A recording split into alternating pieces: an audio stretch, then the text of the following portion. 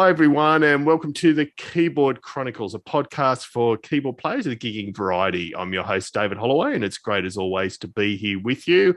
And I'm always particularly excited to be here with Mr. Paul Bindig. How are you, sir? I'm going great, thanks, David, and I am as excited as you are to be here.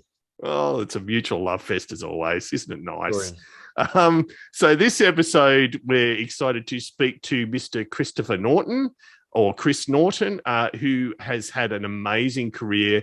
And I think it's fair to say, Paul, I was thinking before when I was doing the prep for this show, I can't think of a much more stressful two gigs than what Chris has done. As you'll hear, he's been a musical director slash band leader slash keyboard player in Cirque Du Soleil show, and has also played keyboards for Dweezil Zappa and the Zappa PLays Zappa band. I cannot think of two more stressful things. Oh, I totally agree. The sheer level of musicianship you would need to play that music blows my mind. But then also the level of organisational skill around making sure you've got everything set up correctly for the multiple complexity involved with that music. So he clearly is a heavy hitter. He is. And so, as you'll hear, we talked to Chris about both those projects and a lot more. So hope you enjoy this one. Chris, thank you for joining us from Nashville on a Friday night. It's an absolute pleasure to have you here. Thanks for having me. It's funny. We're just talking before the show. You're literally 3 days off moving to Australia. So I promise we didn't plan that in our never-ending quest to promote Australians. But you're moving down here, so it's sort of a timely chat. Yeah. I actually just tomorrow I had to put off kind of disassembling my studio till tomorrow so we could make this happen. Oh wow! Thank you for doing that. Tomorrow we can get all down. Yeah. And a hell of a background. Really appreciate it. So yeah, we'll jump in and so tell us a bit about Chris Nolan, the musician. What sort of started you out in music? Not that many years ago compared to Paul and myself. What got you started? Well, my grandmother played piano. There's a couple musicians in my family, but my grandmother played piano. Anytime I would go over to her house when I was starting from a relatively young age, 5 or 6, I'd always kind of tinker on her piano a little bit. There was actually one time I remember I would like to sort of write little ditties on the piano, and I would get all of my family in. And I didn't know any of the keys, didn't know what the note names were. So I remembered the starting point by counting from the bottom up the notes, so I knew where to start. But that was my first interaction with piano, and then after a little while, my grandmother sort of took it upon herself to give me a few lessons. She showed me I remember it was an old red book by John Thompson, and it had just simple little songs in it. They would have you have your hands in just the root positions, like in the key of C, C, D, E, F, G, on both hands, and you'd kind of just read along and play. So the first time she did that, she showed me kind of how, got me started, showed me the notes, where to put my hands, and then she said, practice the right hand. I'm gonna go away, leave you to it. Don't worry about the left hand. We'll work on that later. And she went off and did some chores and came back a half hour later, and I was playing with both hands. So we did that for a little while, and she, we decided that maybe she'd kind of taught me everything that she could, and we signed up for proper lessons. Did that so that's kind of how it started. I started taking proper lessons from this guy in my hometown. That's Cookeville. It's right in between Nashville and Knoxville. And took some lessons from this guy for a while and sort of bounced around a few different teachers.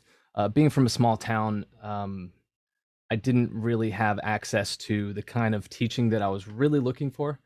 I found that I always was wanting to learn to improvise and sort of be a little bit more creative, but the type of teaching I was getting was more, proper what's on the page. So it wasn't until high school I started playing a little bit more contemporary stuff. My folks like to listen to Billy Joel and some classic rock, primarily classic rock. And Billy Joel was a big family favorite, so I wanted to learn Piano Man when I was about 15. So I had no concept of really trying to figure it out myself. So I didn't, and I wouldn't be satisfied until I was playing exactly what he did. So and especially the solo, the piano solo. So I looked up tons of books, had my folks buy me several different books, and I would flip through it and immediately get disappointed because I knew just from the first little bit they didn't even have the first intro line in there. And I would put it away and say that's not the right one. And finally, we found one where they had the whole transcription, learned the song, and the very first time I performed and sang was at my grandparents', I think it was their 50th wedding anniversary. We were at this little dingy restaurant in Cookville, and they had a piano there, and I learned. I saw videos of Billy playing the song, so I got the harness for the harmonica, learned the harmonica part, and played the whole song and sang it. And my parents were blown away because they'd actually never heard me sing before. They had no idea that I could sing at all. So that was my very first like performance while I was singing. I did recitals and whatnot when I was growing up taking piano lessons. But you didn't start out. It sounds like the rest of your career, Chris, you didn't start out in any small way to actually do your first thing with playing Piano Man with harness. Did you actually play the harmonica? I did, yeah. Yeah, and sing. Yeah. That's a decent debut. Yeah. I mean, I've always tried to. I take a lot of pride in kind of my preparation and getting parts right. So that I guess yeah, you're right. I started off with paying a lot of attention to details. And we've talked about with different guests before on the podcast. You mentioned that you couldn't quite get the lessons you wanted, but again, it seems to me that if you'd had lots more of the formal lessons, it may have not got you to where you're able to do a bit of learning by ear as well as reading, or ideally you would have had lessons that would really encourage that improvisation. But as you know, they don't tend to exist, or they tend to exist more today, but they certainly didn't back then. Right. Yeah. And certainly if, I wouldn't be sitting where I am now if, the path that I took, if I'd taken a different path. Yeah. So, but it was a little, it was frustrating for me at the time. And, I'm glad to be able to sort of pay it back at this point. I'm teaching a few students right now, and, I see a lot of myself in, a few of them, and I'm happy to be able to sort of provide them what because I could tell he's sort of stuck in a classical world, and he's looking for sort of the other side of it. On that subject, Chris, because I think this is a really interesting point that you make up. I think most of us, or many of us who play keyboards, and I think David and I wouldn't be an exception to this. You do get brought up with that very dogmatic style of being taught, which has its benefits, because a lot of keyboard players are quite well versed in music theory and this sort of thing. But as you've said, that sometimes doesn't give people what they need if they're trying to explore how to improvise, or how certain rock songs they like are structured. So if someone's getting a lesson with you, how do you break that dogma, and how do you approach it that might be different from the John Thompson books and that sort of thing that were and the music theory books? Well, I start off by encouraging a lot of listening. One thing that I realized way too late was that I can take a piece of music, or take a song rather, and listen to it and just sit down at the piano and figure it out. Nobody actually, that sort of concept had never occurred to me. I was able to develop my ears in other ways, but that was something I didn't really get confronted with until basically college. So in my lessons, I really encourage listening a lot. We do transcribing, we do ear training exercises, from simple, just what is this interval, to chord progression stuff, and on to actually just sitting and listening and transcribing songs. which includes kind of my method for chart writing.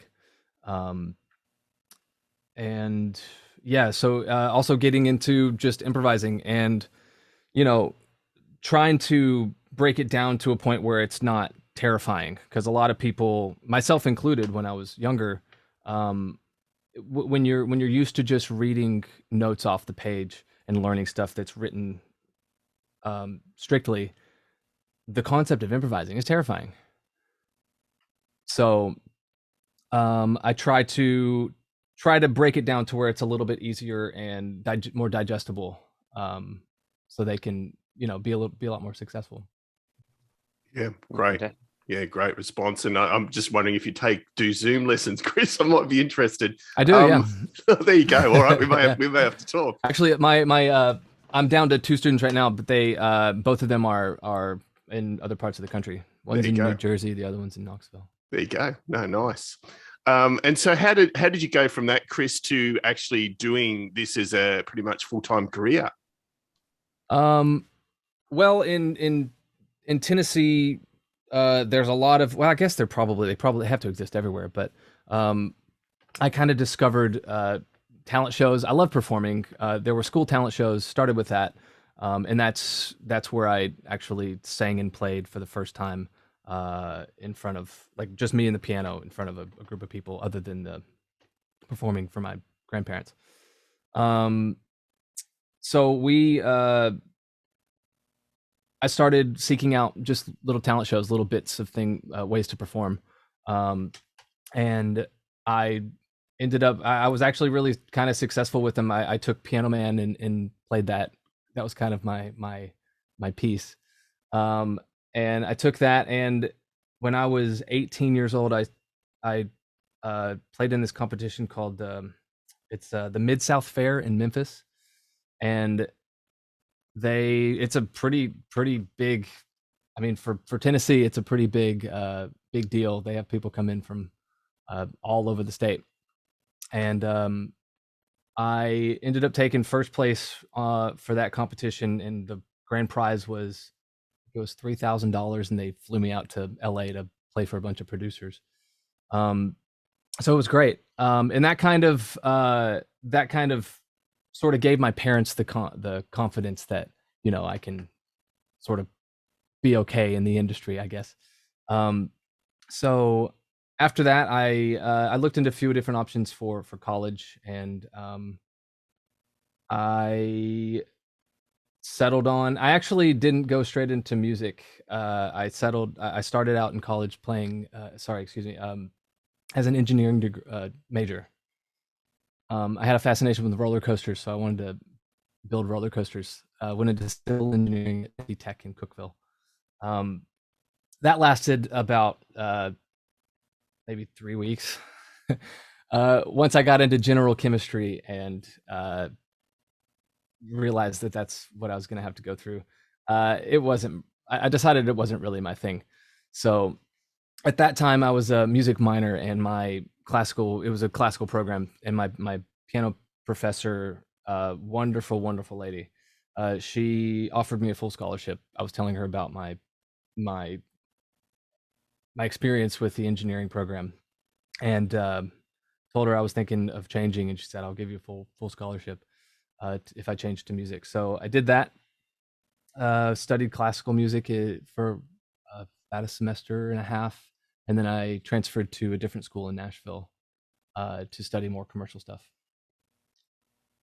Great. That didn't really answer your question. No, it did. I mean, you got a formal qualification in music and got, you know, a healthy dose of both classical and commercial stuff. So to me, that seems a fairly obvious, road to doing it full time. So, I mean, Chris, what we might do is, it must be awful having your life broken down into segments, but let's break it down into 3 big segments. Obviously, your composition career, the Cirque Du Soleil work you've done more recently, and then Zappa PLays Zappa, if you don't mind. We can obviously explore different aspects within those. So let's start with Cirque Du Soleil. So I've, and Paul, I'm not sure if you have, I've seen 2 different Cirque Du Soleil shows, Dra Lion, and I can't remember what the other one was. Axel, I checked out online, and it's a very different Cirque du Soleil show. So, but tell us about both the show, but also how you got to play a role and the challenging time you had with it because of COVID. In 2011, I discovered the Cirque du Soleil was doing an open casting for musicians. So that process was they would send a packet to you via email, and you'd learn the songs that they wanted. I think you had about a week to do it. From the time you got sent the material, you had a week to submit it, and it was some pretty challenging stuff. And so I spent the whole week learning the stuff, submitted it in, and then they called me in for a live audition in I think it was in Santa Monica. And after that audition, they put me on the roster, and I waited and waited, and like 1 year went by, 2 years went by, didn't hear anything. Really, to the point where I was like, well, that was a fun thing that happened, and I'll probably never hear from him again. That's fine. And 9 years later, I get this email while I'm sitting at a friend's house in Portugal. And it's just kind of a really not frantic, but they were in dire straits. They needed a band leader and keyboard player pretty soon because the one on the show was leaving. They needed to find a replacement. So I actually was able to audition for that at my friend's house. He happened to have a keyboard. He was a drummer, and one of his friends played keyboards and had a little studio there. So I was able to sort of put it together and record. This was right before a Zappa Plays Zappa tour, so I had my mobile computer rig with me. So all the stars aligned, and I was able to put together an audition for Cirque while I was at my friend's house. Did that and kind of went through the process, sent it in, did a few interviews, and they hired me on for it. And then this was around November of 2019.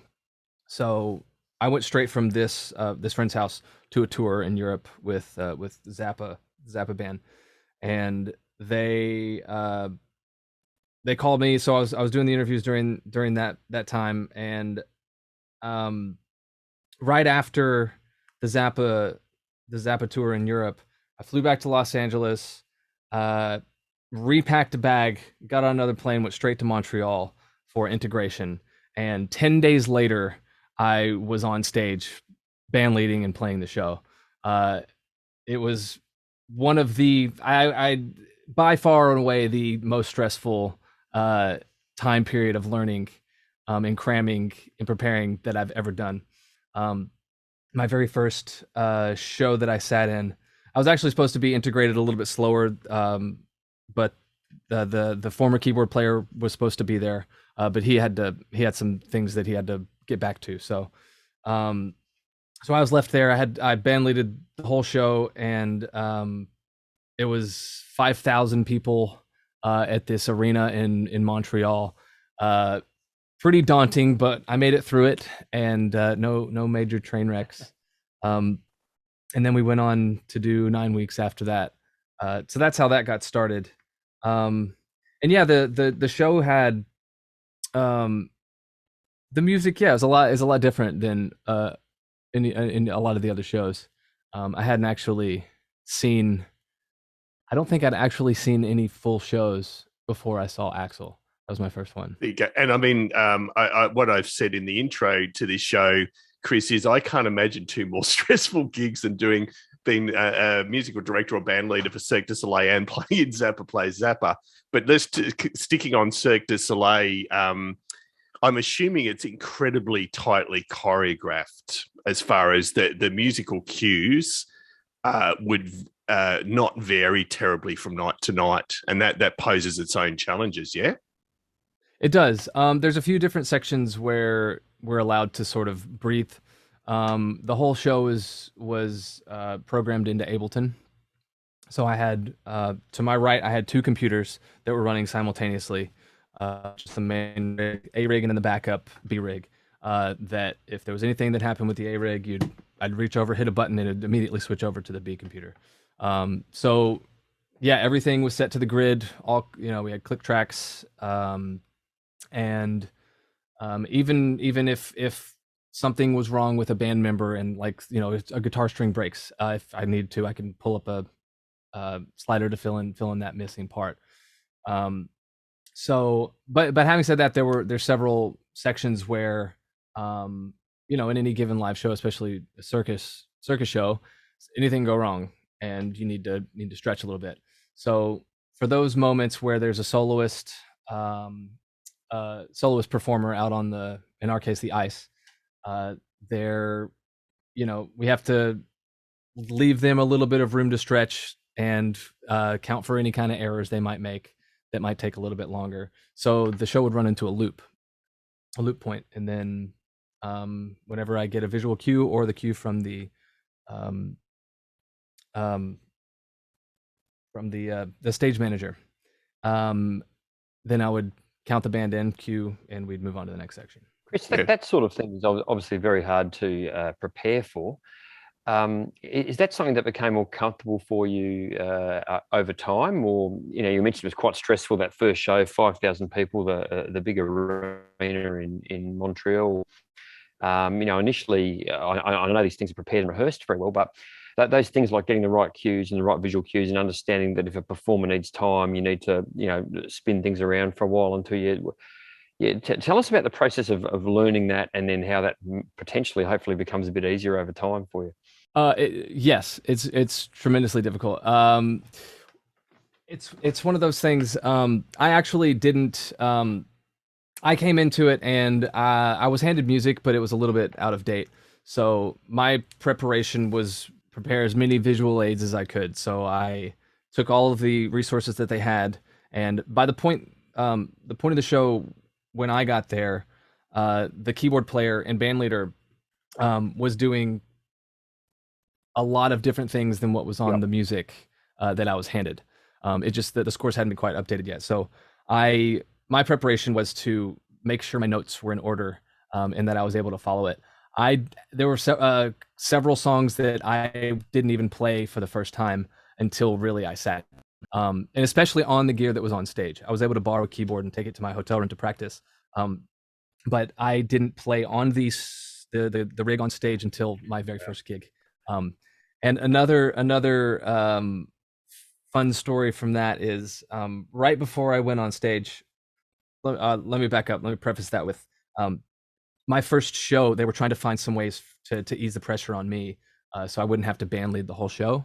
So they delegated a lot of stuff to the drummer. That she was the backup band leader, and she hadn't yet had to band lead any of the shows. So this was her first time doing some of this stuff too. And the idea was I was just going to take care of playing the keyboard parts, and she was going to band lead the whole show. Yep. But they ran into some kind of logistical issues with some of the sections where she just couldn't get to the trigger in time. She couldn't play the drums, count it, and get to the trigger in time. The system just wasn't set up for that. So right before we went on, I think it was just a few hours, they called me in, the production team called me in, and sitting in with a musical director and the stage manager, and they said, you have to do the looping cues. You have to do, which essentially are the hardest ones in the show. They're the ones that if there's going to be a train wreck, they're going to be there. So I said, okay. And we went into sound check, and sound checks are run really tight. The whole, everyone runs through their acts. There's a lot of checks and balances with these shows. So we ran through all the songs, and then kind of at the end they said, okay, let's do the songs where we have the looping cues, and you need try out counting it in, because it always, when you're rehearsing by yourself, it never feels the same when you're actually on stage. There's all these different variables that come into effect, nerves notwithstanding, just orienting yourself with what you need to do. So we tried it out, and it was kind of a disaster. I didn't pull it off very well, because you may not know, with those rigs, you have a foot pedal that you have to step on, and it turns your microphone, which is live to the house, it turns your microphone into a talkback so you can talk to the band. And there's another button where you can talk to the production team separately. So my first time counting the band in out of the queue did not go well, and we had it set up actually so the stage manager that day was busy doing something else, but he was able to sort of calm in from somewhere else, wherever he was in the building, so we could practice live, him saying, out of the loop, go, which means I need to do it now. So we did that once, didn't go well, and I asked for him to do it again. We were able to do it again, still didn't go well, and that was it. He had to go do something else. He was busy. So I didn't imbue a lot of confidence into the team at that point. And then, so shortly after that, I had a meeting with the stage manager and artistic director, and the stage manager, he's from Brisbane, and he tells it like it is. He's very direct and honest, and I respect him for it. He's great. He's a wonderful guy. And he kind of, he told me very directly that you really can't mess this up. You have to be very careful, because if you hit the wrong cue at the wrong time, you could kill somebody. Which is a hell of a thing to say to somebody right before they walk out on stage to play a show. And he was right. It's not very likely. But he is right. There is that chance I hit the wrong key, and it puts it into a blackout, and the guy flying 50 feet in the air can't see his landing, sort of thing. So first gig, made it through, and it was great. We all breathed a sigh of relief when we got through it. And really from there on out, I remember your first question now. From there on out, it got easier. Yeah. But it was terrifying. And I love it. Like that's kind of, I love being in those situations where it's high pressure and daunting, and I have all the control of all this stuff. It's kind of a world I love living in. Chris, that's a phenomenal story, and thank you for sharing it. And a couple of things I took out of that. One is you must be one heck of a musician to be able to be thrown into that situation and handle it so well. And it probably teaches all of us, you can get through these things with enough preparation, and it's not always perfect the first time. And the second thing is, I think about, when certain train wrecks may have happened to me in certain musical situations. And one of the things I'm really fond of saying is, well, it's okay. No one died. But in your case, that was actually an option, so that's even more amazing. So that's brilliant. Yeah. Hey, go on, please. Sorry. I attribute a lot of that to it's really just knowing what you need when you have to sit down and play. Having a lot of experience with getting into gigs with not a lot of time to prepare, and knowing how to set your notes right, and get your materials and stay on track with it, and kind of expect, while doing that, be on your toes enough to account for any sort of unexpected things that might come up, because they always do.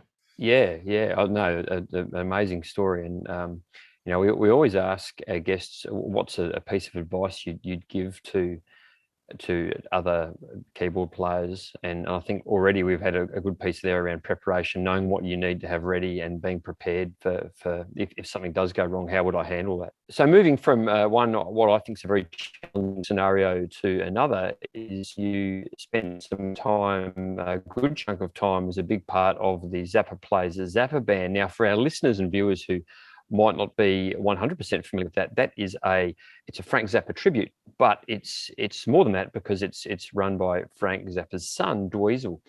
And Frank Zappa music, very technically challenging, and while great to listen to, I think perhaps daunting to play. So I'm really interested in how you found your way into that project, Chris, and how you found it initially playing that music as well. Well, I prefer repertory ensemble. But yeah, good term. I love it. I love it. Yeah, yeah, exactly. I love it. It's a little more I don't know.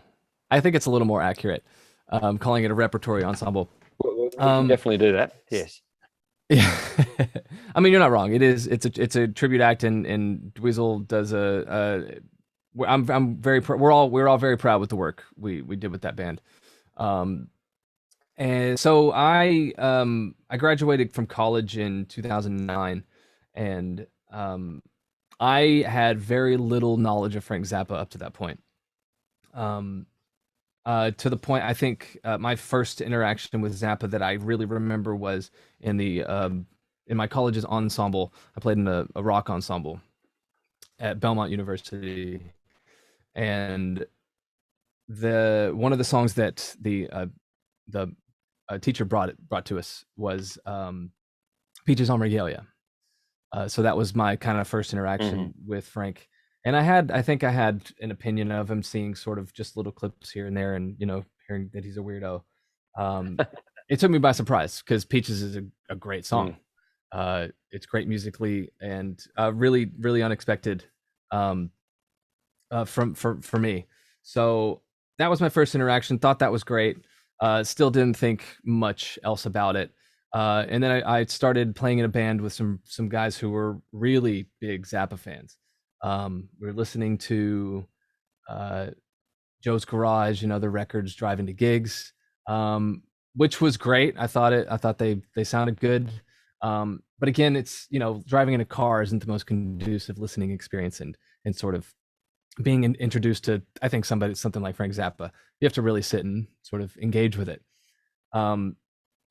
So this went on for a little while, and it came around to December, and the drummer in the band for Hanukkah, he got the Zappa Plays Zappa DVD,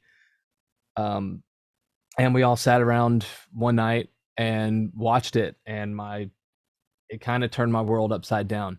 It was a different experience to actually see it played live, and really really well. Yep.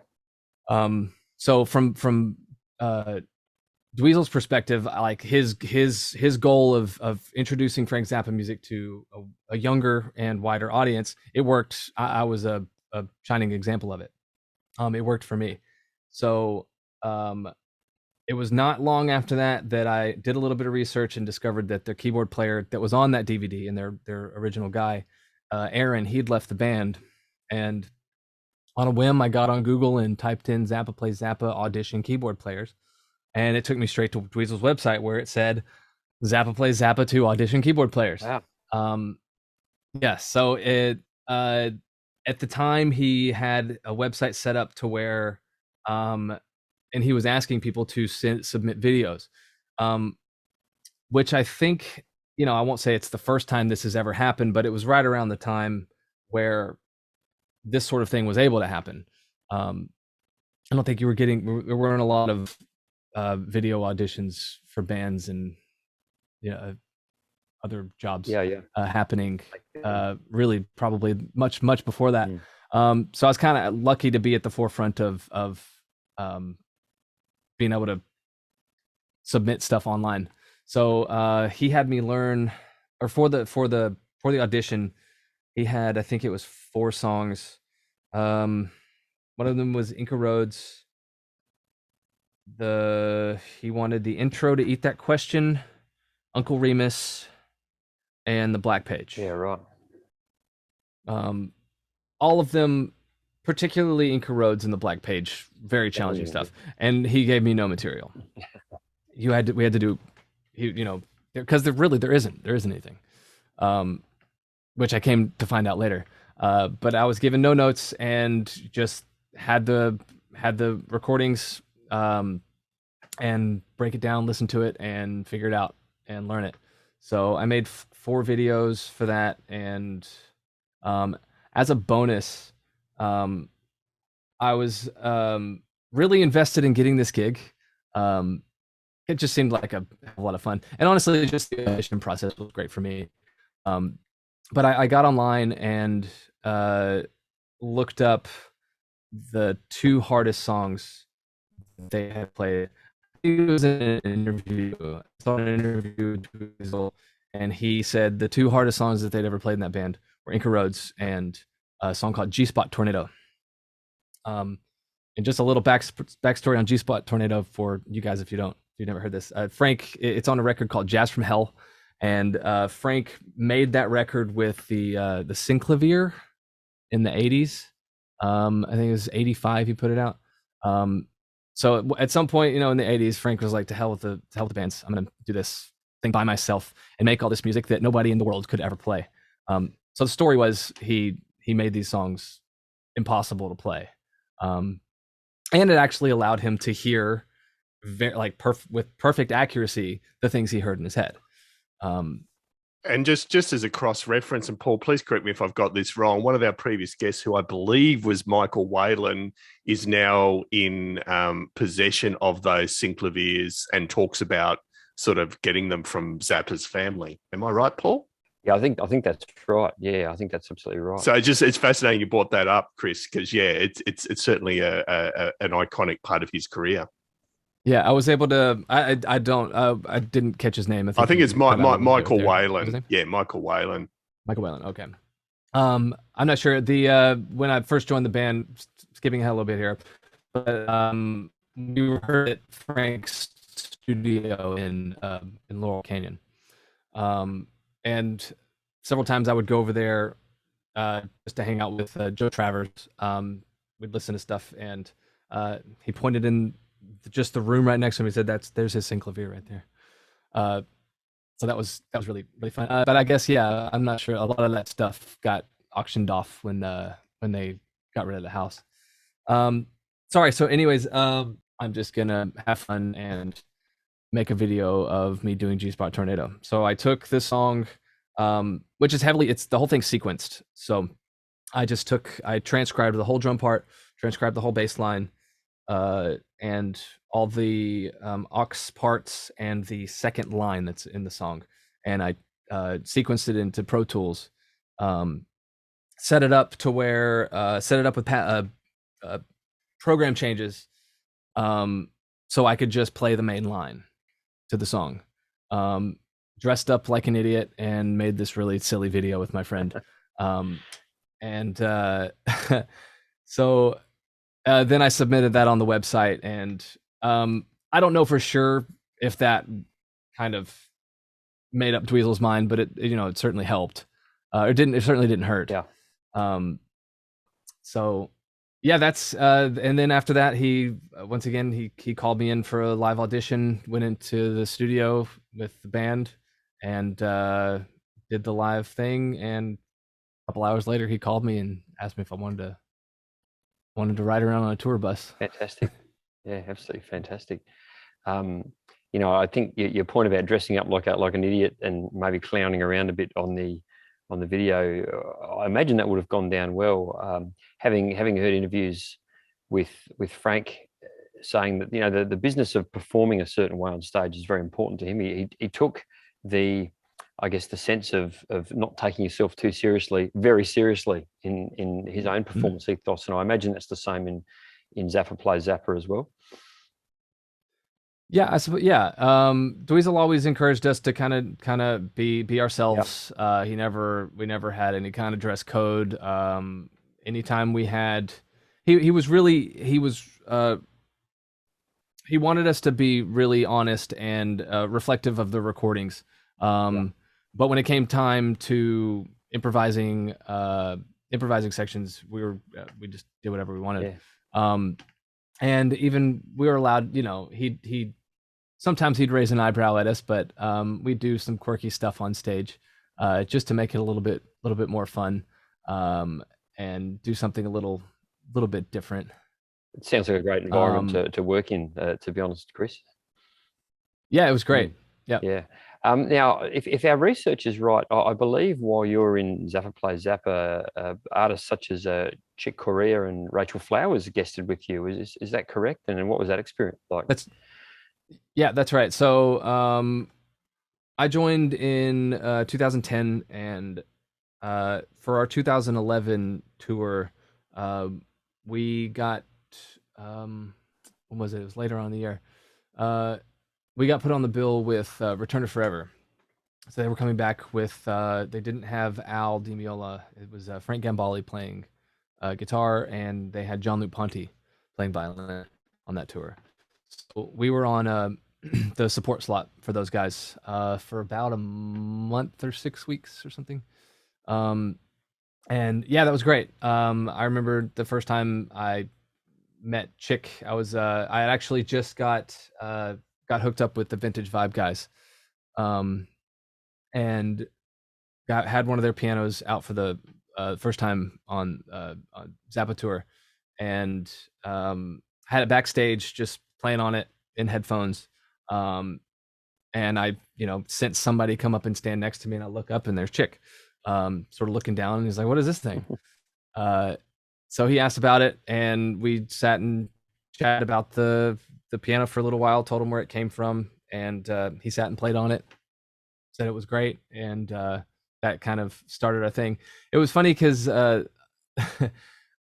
lot of pretty much the rest of the band, I was the youngest by, I want to say 9 years. I joined the band when I was 23, and the next oldest guy, I think maybe he'd just turned 30. Yeah, wow. Maybe a little bit older. So it was funny because the rest of the band they were very like, we're gonna stay over here, we're gonna let them do this thing, not gonna bother them. And I was just like, bring it on. I just went, I would go and ask Chick questions, and he would invite me over to his rig to show me what he was doing. At that point, he had just he had started touring. He'd stopped touring with a grand piano and a Rhodes because of all the, you have that stuff, particularly Rhodes. He'd just had a sample library made of his Rhodes and put into a motif. So you had a motif, Voyager, and a digital Yamaha piano, which felt it was great. And yeah, so he would bring me over and we'd talk about music, and he'd show me his rig, and it was on that tour actually that I got my first Voyager, just from seeing him play on it. Cool. Yeah. And so, Chris, you mentioned the Vintage Vibe, and we did have that as a question, so we might as well jump in there. Tell us about how you've become hooked on the Vintage Vibe, and I think most of our listeners will know the Vintage Vibe, but just explain a little bit about it and its genesis. Yeah, I met the guys. Chris Carroll is the owner of the company, and he works really closely with Fred DeLeon. I met them at NAMM in 2011. Saw their pianos, played on them, and they were great. I wasn't really even in the market for a Rhodes. I guess it wasn't in the forefront of my mind until I sat down and played on the piano, and then I, talked to them, told them I was playing with Dweezil, and they were really excited to work with me, and not too long after that, I ordered a piano and they sent it out. But they're great. They're, if you don't know, they're just built just like a Fender Rhodes inside. They look. I've been asked, heard a lot of comments from people talking about my Wurlitzer, so I have to correct them on that. So they make it looks kind of like a Wurlitzer, but it's got the guts of a Rhodes. And one of the first one that I got was built kind of more like a prototype. So they actually used a lot of original parts from the Rhodes, or from an old Rhodes, and they just found ways to trim it down, make it lighter, more tour friendly and reliable, and they did a great job. Honestly, the first piano I had, I ran into a few tuning issues, mostly when it got cold, and then I upgraded a few years later to another piano, and then another piano after that, which is this one. And I think I got this one in 2016. I think I've tuned one note once on it. Yeah, right. And it holds up and plays and sounds great. And weighs about half the amount of a traditional Rhodes. I think it's about 60 pounds. So you can pull the thing out of the case yourself and set it up. without breaking your back. Yeah, that's a true win-win. No, thanks for talking to us about that. And so let's probably go to your wider rig, Chris. And I know it varies on whether it's composition or live stuff, but what do you go to boards at the moment? Well, that that always depends on kind of what I got in ahead of me. So I uh, just remembered you asked me about Rachel Flowers. Yeah, go for it. Yeah. Uh, sorry. Well, I'll answer your question first. Yeah. So it always depends on the gig. I find myself nowadays, since I got a Nord Stage 3, that's probably my number one keyboard that I will go to. I actually I held on to my Nord Electro 3 for what year are we in? 14 years. Bought it in 2009. 13 years. Hung on to that thing, didn't think I needed anything else.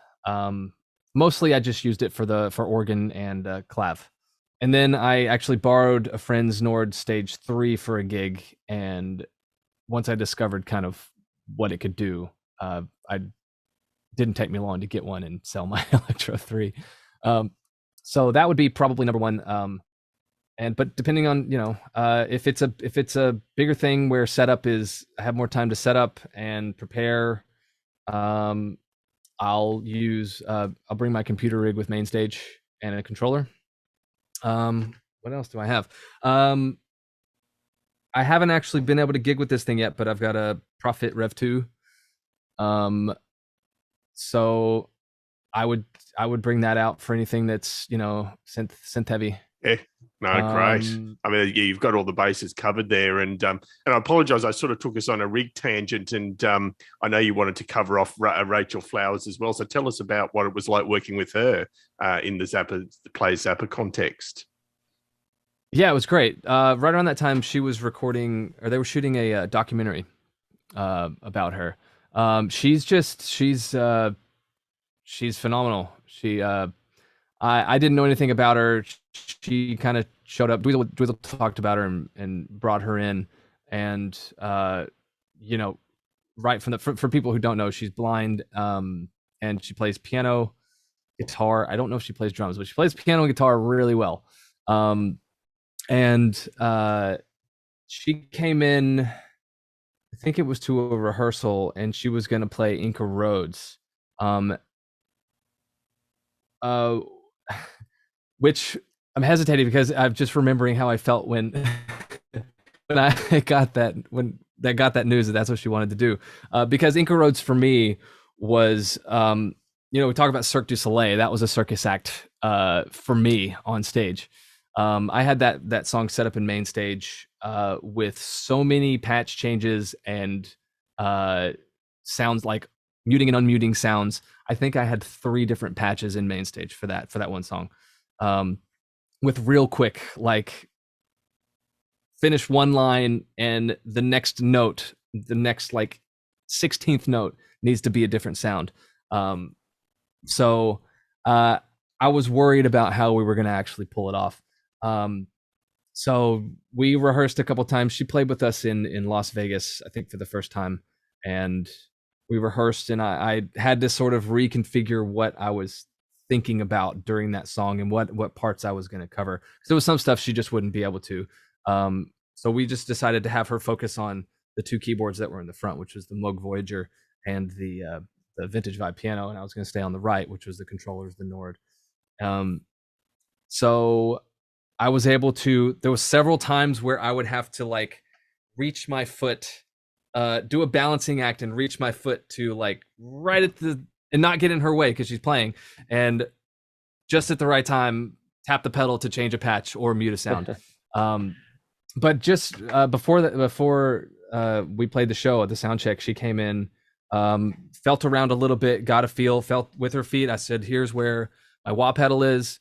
Usually on the solo on Inca Roads, when you go to the synth, I usually turn that on because it's an extra fun thing to play with. It's right there. There's a phaser right here. And I didn't want to overwhelm her, but that kind of gave her a few options just in case she wanted to, thinking she'll probably not use it. If somebody had told me about that before, before the show. I'd be like, cool, that's great, and then I probably would just forget about it in the moment. We get to the solo section in Inca Roads, and we start into it, and immediately I see her with her foot feeling for those pedals. She turned on the phaser for the vintage vibe, and she found the wah pedal for the Voyager, and just absolutely ripped it up. She was killer. Just an amazing musician. And then after that, she later on in the show we brought her back out, and this time she had her guitar for Montana, and she played the guitar solo on Montana. And if you close your eyes, you would think it was Frank Zappa in the room. Just unbelievable. Wow, that's amazing. And all dental floss farmers worldwide would have loved watching that. Yeah, no, she's amazing. She's on our bucket list of guests we'd love to have on. She's just an amazing musician. Oh, she'd be great. And now, Chris, you've already passed on some really valuable lessons throughout the show, but we do have a standard question of what are the key lessons you'd pass on to other younger keyboard players coming up through the ranks that you wish you'd known yourself? I think the most important thing is to just have fun with it. Music is a lot of people make careers off of it, and it can be easy to sort of feel like a job. And the old adage, is it an adage? Don't turn what you love into a job. Have fun with it, and it's really at the end of the day, it's not that important. It's a lot of us are really fortunate to make a living and play music, and it's great. But at the end of the day, if you're not having fun, then there's really no point. So you got to find the fun in it, and keep creating, keep searching, keep looking to get better. That's what I found to be one of the most important things in my journey. Yeah, fantastic. Yeah, great advice there. Chris, can you tell us a bit about your work as a composer for film and TV? How did you get into that, and how active are you in that at the moment, and how have you found that? Sure. Yeah. When I was at Belmont, I studied commercial piano with some music technology. And in the music technology program, we did, there was a semester of film scoring. And that was kind of my first time cutting my teeth into that, learning how to timestamp and set your tempos and find moods. We had a lot of really, really great exercises for that. I took that one semester of that and put it in my back pocket and held on to it because I loved it. First time I put any kind of music to visual, it was amazing. Mm-hmm. So I kind of went off into live performance for since then, 10 years, 12 years. And every now and then I'd try to find little pockets where I could make my own music. But I've mostly spent my career being in live performance. But I've always loved writing. And I've always got at least a couple of songs that I'm working on. And more recently I've been able to I'm very fond of video games. Mm-hmm. I've always had a love for video games of all kinds. And recently I've felt a really strong drive to get into that world of composing for that media.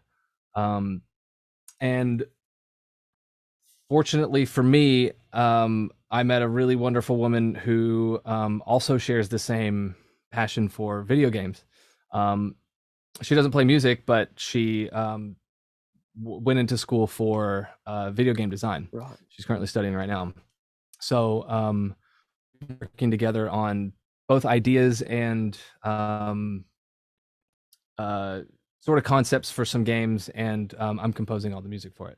So I've been able to get into doing that recently, and it's great. We're actually one of our things that we're going to do in Adelaide is we're talking about starting a studio that's for creative adventures, doing uh, video games, animations, any kind of videos, music, and the creation of the visual media as well. Brilliant.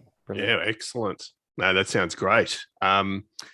And Chris, we another common question we ask is tagging keyboard players. So, who would you like to hear a live story from that plays keyboards that you may not have heard before? Alive or dead is fine. Alive, preferable for obvious reasons, but yeah, who would you suggest? I would recommend. There's a guy named Bailie. He's from Seattle. Has been all over the place. He played with Katy Perry for a while. Lives in Los Angeles, but now he lives in Nashville. He's a good friend of mine. He's got a lot of great stories, and I think I haven't even heard them all. So yeah, I'd love to hear that. Yeah, great pick. Thank you. We always love those suggestions, and I'll probably follow up with Todd. That'd be great. So the next question that we love to ask all our guests, Chris, is what would be your 5 desert island discs? You're stuck on a desert island, 5 albums or pieces of music that you would have to take with you because they're essential. Love these kind of questions. Man, it's so hard. I've never been one for favorites of anything. You ask my favorite color, I'll give you a palette. And music is certainly so Chris, we've had someone pass before, and we've also had someone rattle off a bunch of box sets. So if either of them help you, no, I got you. I did my homework for this. So I'm still gonna give you a few extras because it's hard. We'll allow that. And really, it's like especially with music, it's like it depends on the mood I'm in. So I tried to find some stuff that sort of runs the whole gamut, I think, of moods that I would find myself in, I think. So I'm just going to read, these aren't in any particular order. But, if I'm on a desert island, I'm probably going to find myself being a little bit sad every once in a while. And my go-to for sad is Elliott Smith. So if I had, and it's another one of those things you can't really pick a favorite. I certainly can't, but I would probably go with Either Or by Elliott Smith. It does things to me, man. It's so good. It's one of those things, like when you're feeling sad, it actually helps to listen to sad music. So after that, this is another thing I'd forgot to mention before. Another thing that got me, honestly, one of the reasons why I'm playing piano now is Ben Folds. One of my friends in high school put on a Ben Folds record. I'd heard Brick. Brick was this popular song, which was fine. And I heard on the car ride, one of my friends put on Whatever and Ever Amen, and I was just like, what is this? I'd never really heard anybody play piano like that and use it in that way. So with that bit of nostalgia and sort of, me being here a lot, really because of Ben, I'd have to say Whatever and Ever Amen. It's close between that and Naked Baby photos. Actually, and a lot of other stuff. His discography is great, especially when he went solo. So maybe even Rockin' the Suburbs. I don't know. It'd be one of those things. I'd have the 3, and I'd have to pick it on the day that I was going to the island.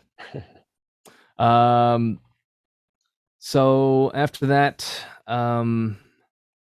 just for sheer production genius and songwriting, A Wizard, a True Star, Todd Rundgren. You guys have heard it, right? Yeah. Todd's just a force of nature. Yeah, it's killer. It's just amazing. First time I'd listened to that in headphones, blew me away. What are we at? Are we at 4? 1, 2, 3. 4. Waiting for Columbus by Little Feat. It just offers so much. The Tower Power horn sections, Bill, all of the guys. It's just a killer recording. And then, you got to have a Zappa record. And again, I wouldn't be able to pick top 5 for Zappa, but I wrote down Joe's Garage because Yeah. I think you got to have iconic it. album. Yeah. Great picks, Chris. And I think you've covered the gamut. As you said, it covers a range of moods and genres. Brilliant picks. Thank you. And it's amazing how many of our listeners. Go. Sorry. Can I give you my runners up? Go. Please. All right. Just got to say them. A lot of people might not have heard this one, and it's great. Toy Matinee by Toy Matinee. It's an album that I can't remember what the guy's name that produced it. Leo. But it was Kevin Gilbert. If you guys have ever heard of Kevin Gilbert, he was around in the '90s, lived in Los Angeles, and just a ridiculous talent. The guy had an amazing voice and a great musician. He played keyboards and bass, and just a brilliant knack for songwriting. Died way too young, but he worked on this project in the early '90s called Toy Matinee, and it's just great. After that, I would have to go with. I had a hard time even not mentioning a soundtrack because even as of late, that's really been mostly what's on my palette. But there's a game out called Undertale, and the soundtrack for it is just incredible. It's unexpected, just like the game, but there's some really brilliant melodic content in there, and reused and reorchestrated in really, really brilliant ways. One other little thing about that is the guy who composed it, Toby Fox. Also, he and one other person wrote this. They created the whole game, and the game is beautiful and brilliant. That's good. And I think you're the first one to pick a game soundtrack. Nice. So I love it. I'm a bit of a gamer myself, Chris. So yeah, love that. That's great. Thank you. And then we've got our final question, the quick fire 10. So what we'll do, Chris, is we'll just fire 10 questions at you, Paul and I, in sequence, and just as short and sharp as you can, provide an answer. So Paul, over to you. All right, I will start. Stereo or mono? Stereo. Sitting or standing? Standing. Keytar's sexy or an abomination? Abomination. I was gonna say unless you're George Duke, but I mean, come on. He's great. But yeah, there are exceptions, but would tend to agree with you. Transpose button or adjust on the fly? On the gigs that I've been on, you don't have any other options. My heart says transpose on the fly, but you got to have context. I'll say transpose on the fly.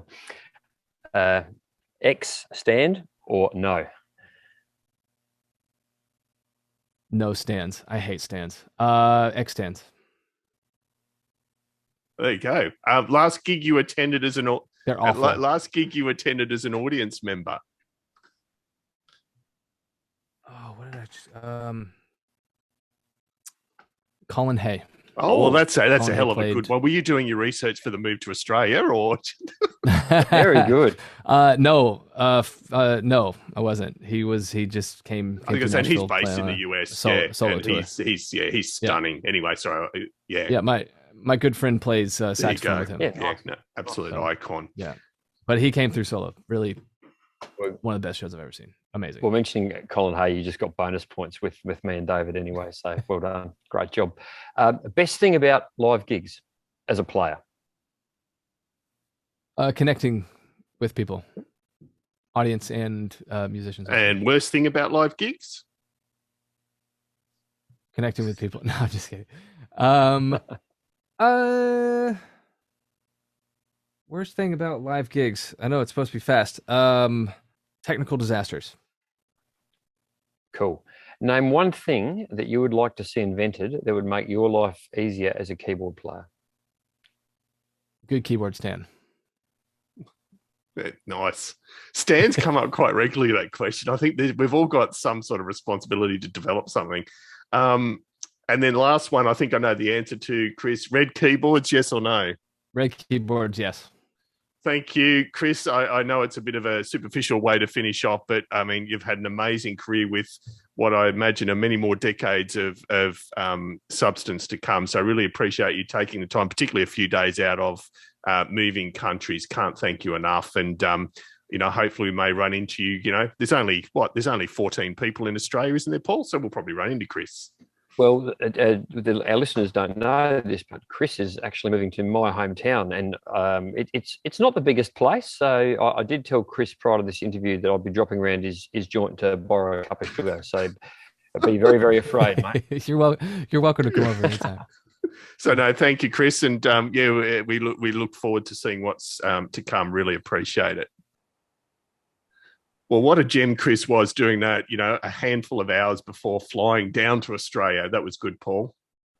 Yeah, what a great guy. And I don't know about you, David, and I don't know about our listeners and our viewers, but Chris is a little bit younger than you and me, and you could say significantly younger than you and me. And I couldn't help thinking while he was telling us all the amazing projects that he's done and what he's working on, what have I been doing with my life? Yes. I feel like a massive underachiever now. Yep. Yeah, I would feel definitely the same. So a huge thanks to Chris for joining us.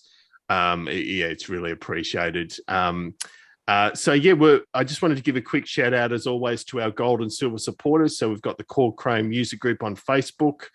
Greg and the team there, thank you. Brother Paul Brown from the Waterboys. I've seen Brother Paul's a great Instagrammer, and I've seen some wonderful photos of him touring with the Waterboys at the moment in the UK. Sounds like they're getting... Actually, they played Glastonbury, Paul, so they're not doing too shabbily. Amazing. No, they're going all right. They're going all right. And Tammy Catcher of Tammy's Musical Stew, huge thank you, as always, to Tammy for all her support. And then the musicplayer.com forums as well. Thanks to Dave, Bryce and the team there. We really do appreciate all of your support. So we'll be back again in a fortnight or so, but just a reminder, you can keep in touch via a few means. Our website is www.keyboardchronicles.com, Facebook at The Keyboard Chronicles, and on Twitter at The Keyboard CHR1. And we are on Instagram, and for the life of me, I can't remember what the URL is at the moment, but if you search The Keyboard Chronicles, and as we were just saying to Chris, that's how we found Chris as a guest that we would love to have talked to. So we're really pleased to do that via Instagram. And we do have good old-fashioned email at editor@keyboardchronicles.com. And finally, we do have a Patreon account. Again, a huge thank you to the supporters we've just shouted out above, and others who do support us at varying levels on Patreon. So you can check us out there at patreon.com/Keyboard Chronicles, and we do regular extra content there. Paul, thank you as always. Couldn't do it without you. Once again, it's been a pleasure to be in your orbit. That suits the Star Wars t-shirt. That was very clever, Paul. Huge kudos there. Most importantly, I'm not clever often. It wasn't intentional. You're unintentionally clever. Most importantly, thanks to you all for listening, and hope to see you back here again next episode. Da,